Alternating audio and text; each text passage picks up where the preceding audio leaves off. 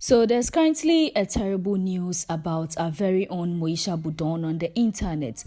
And now before I give you the gist, the tea and everything, before I delve into this issue, let's look at this. So somewhere last year, Moesha Buduong was said to have hit her head while she was clubbing, and which led to her having a stroke. Now, in order for them to be able to pay for the medical bills, expenses, and then she had to go under some certain treatment and stuff because she hit her head, her family had to beg the public. A GoFundMe page had to be set up for them to be able to raise $10,000 in order to pay for the medical expenses and stuff, but they didn't even get everything. Now, a lot of people were of the view that Moesha Buduong was very rich. I mean, a slave queen who used to drive the latest cars at that point in time.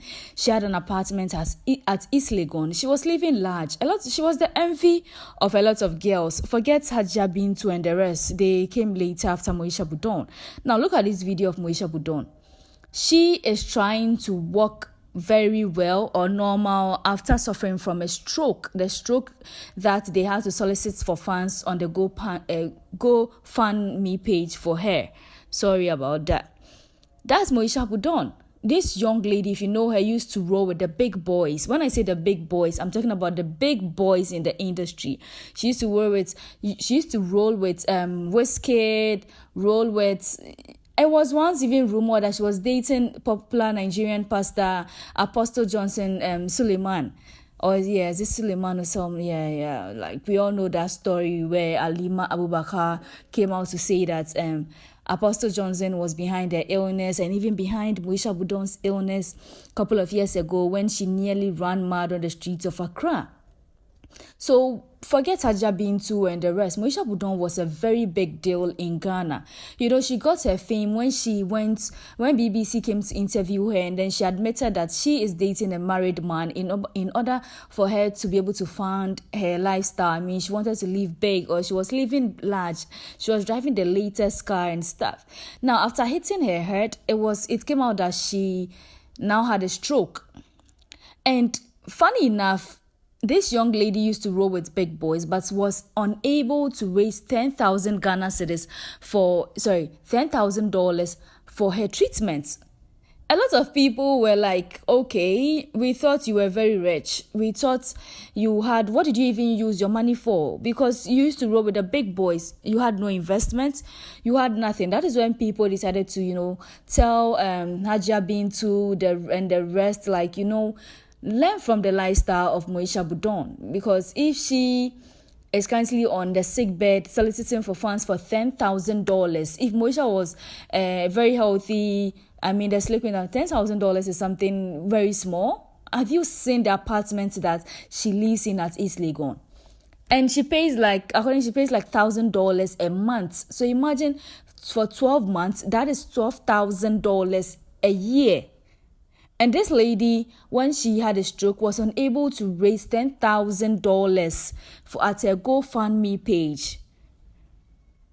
Some of her friends came through. Yes, we saw the likes of Becca. We saw, some celebrities came through, but they were so unable to pull the amount until she went for prayers, and she had been bedridden for months. She went for prayers, and fortunately, it is these prayers and then some medication that has helped her to get back on her feet.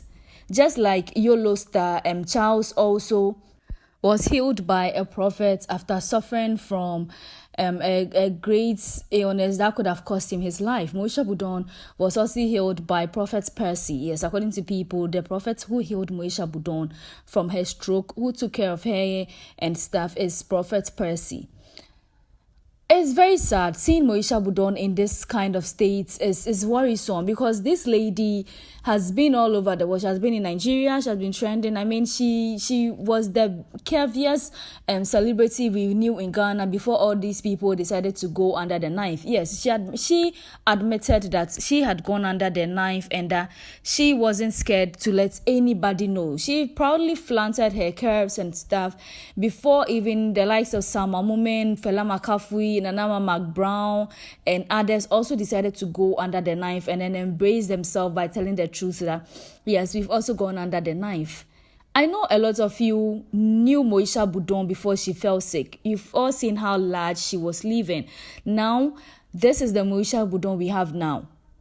Moesha Buduong we have now is currently recovering. We all know her history, how she once ran mad on the streets of Accra and even was preaching to certain people. She even went as far as was trying to take her own life until she was stopped by certain people who were working at an uncompleted building. She nearly jumped from that uncompleted building.